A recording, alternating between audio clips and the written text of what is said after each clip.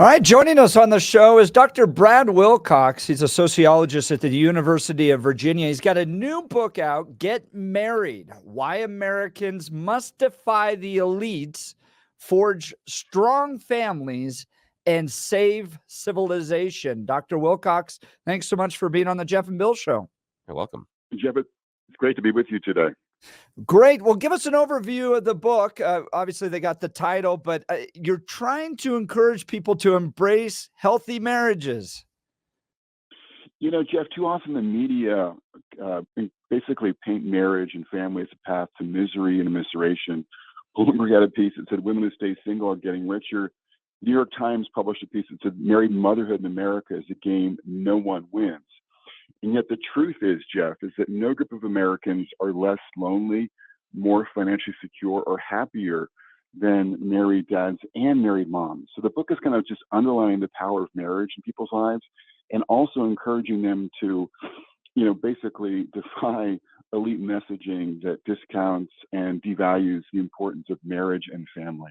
And this is elite messaging that happens on both sides, right? So I noticed this in the description of the book, liberal elites or red pill influencers. You're not just taking on one side. You're saying that to both sides, marriage is a really important way forward for our civilization.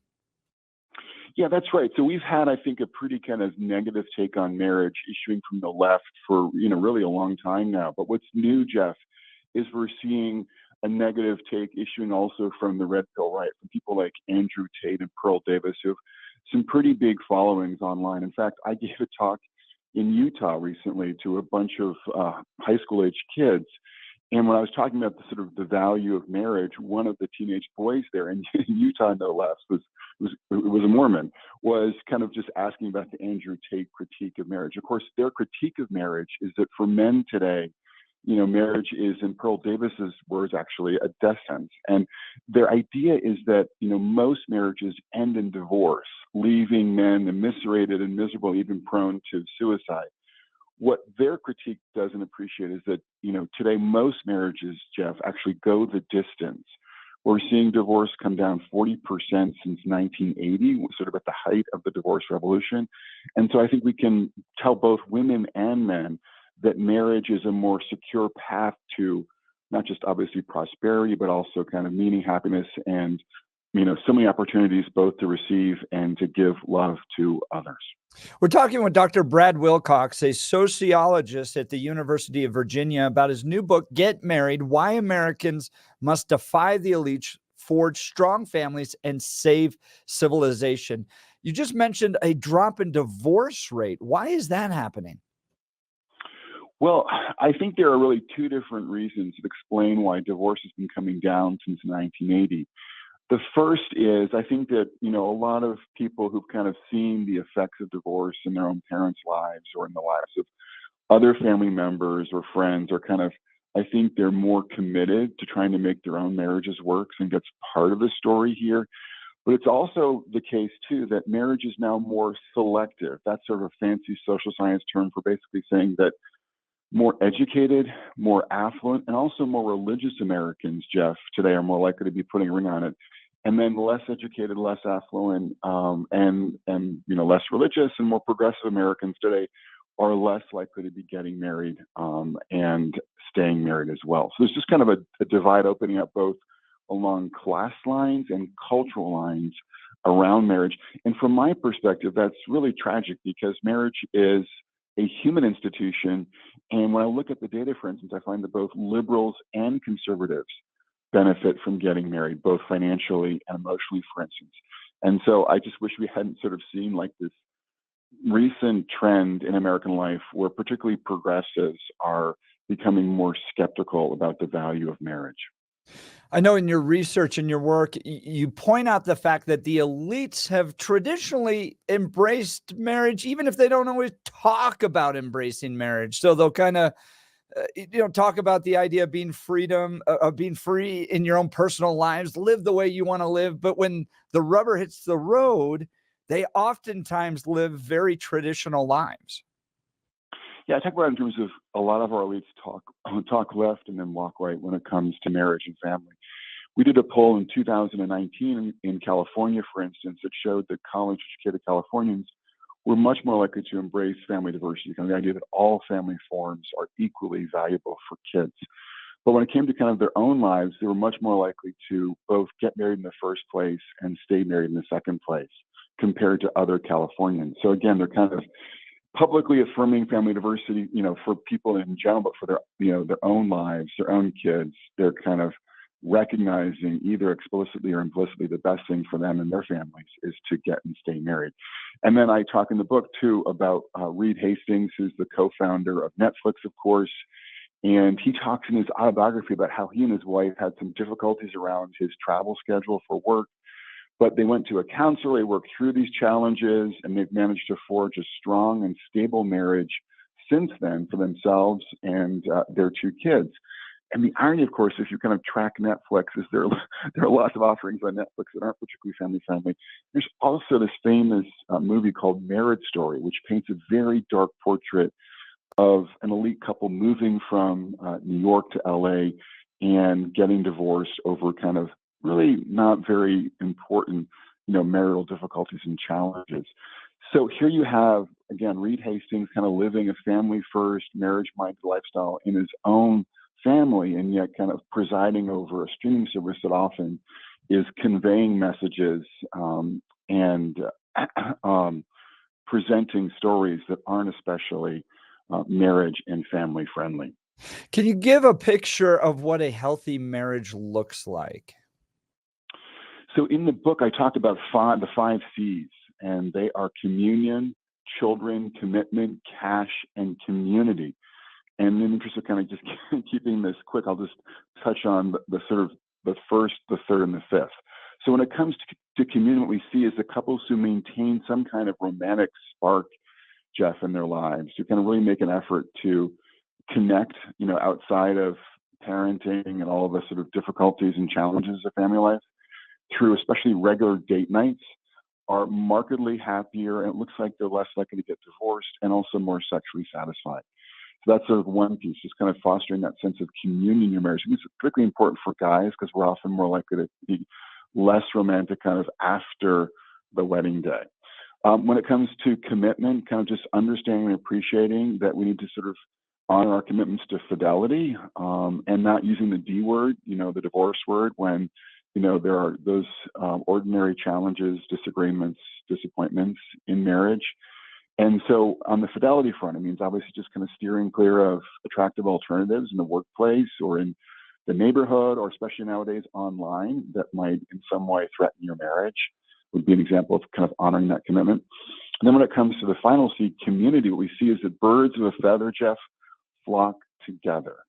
And so your friends have a lot to do with your success or your failure in marriage.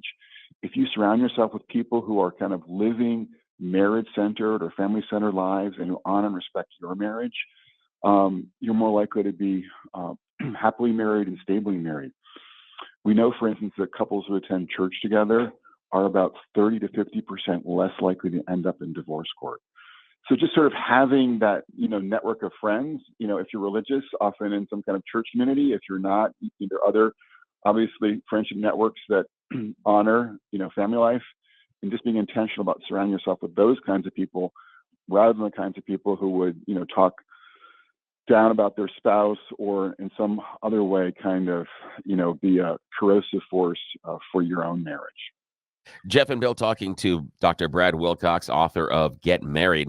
Doctor, got a question for you about how we're now looking at marriage. You talked about the divorce rate is coming down from the 80s, and I have a theory on some of the reason why we had a high divorce rate and continue to, because we're bad at making the choices. We're picking bad partners at times, in my opinion. I've seen the Nickelodeon Kids' Choice Awards. We can look at our 2 presidential candidates right now. As a general population, choices aren't necessarily always our strong suit. You've seen the TikTok challenges. So can you address the idea that possibly we are being more discerning with who we're choosing as partners, or at least understanding that commitment on a different level, that if we're going to get married, this is more of a commitment than what we see in Hollywood and sometimes in politics?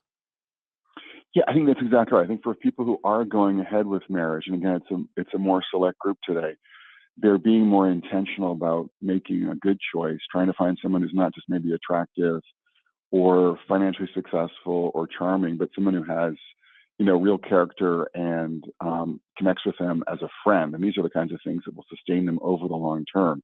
So that's, I think that's the good news is that people who are going ahead with marriage today are being more discerning about making a good choice for the long term.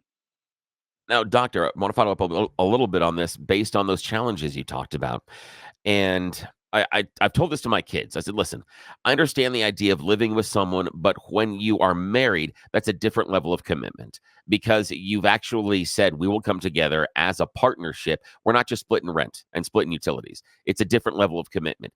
Can you talk to me about some of the challenges and how you feel married couples can deal with some of those challenges that every couple deals with? How do you overcome them? How do you let them not tear this institution that is so important apart?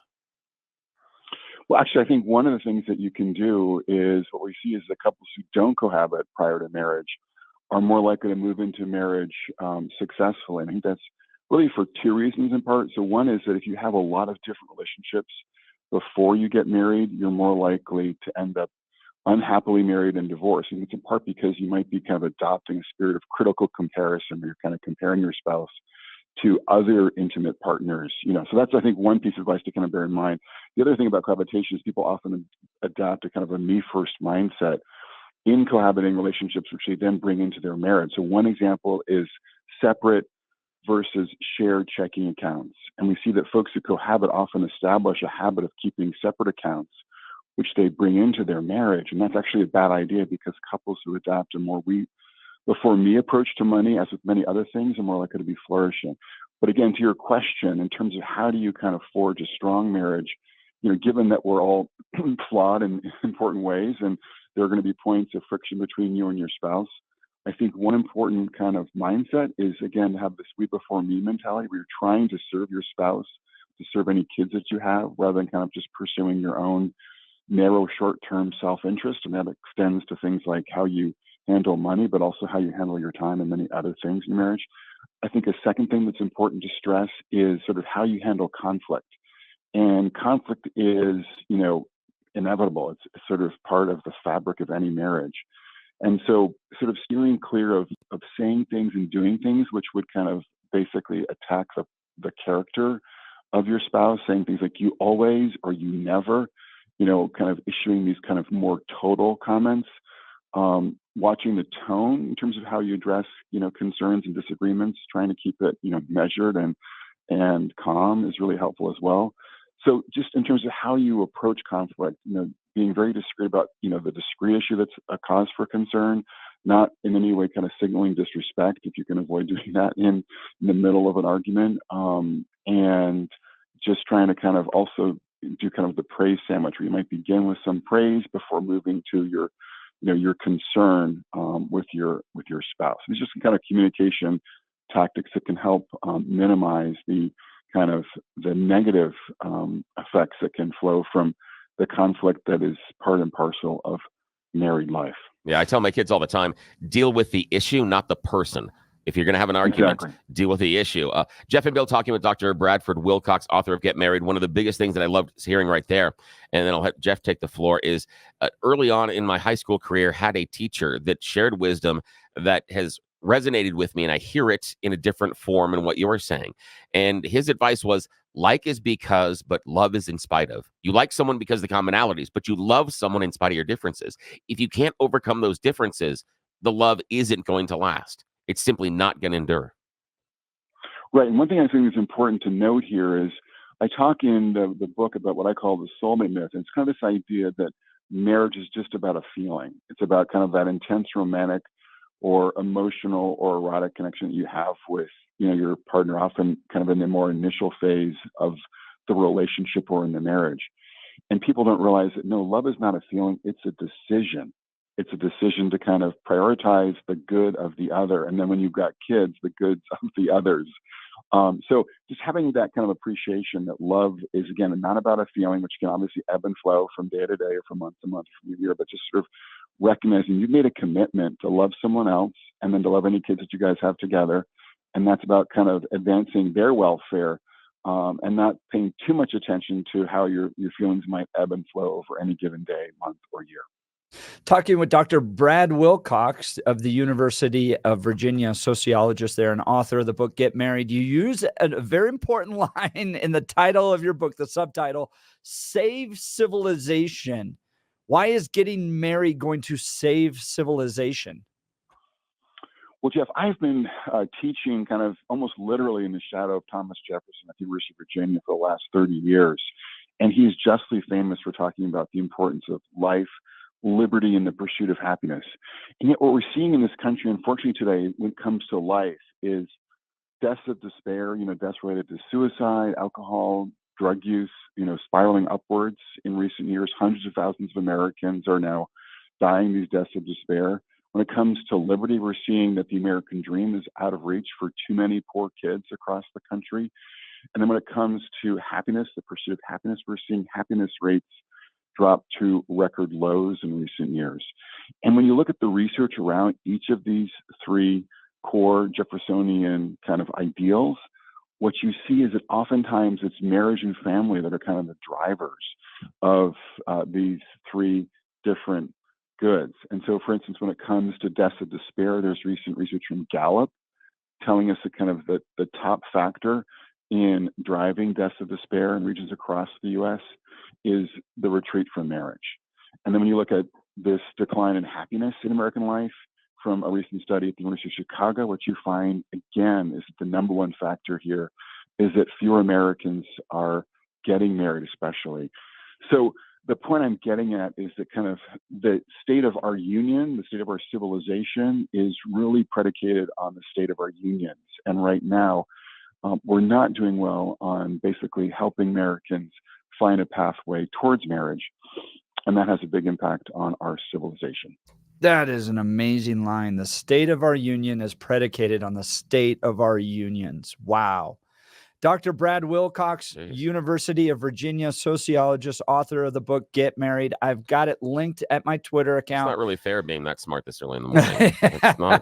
I don't know what you do. That's not fair. He is brilliant. To Really your cool. point, Wow. Bill, I've followed Dr. Wilcox's career for decades now. He is absolutely one of the most brilliant people out there. He helped formulate the idea, too, of the success sequence. We don't have time to get into it.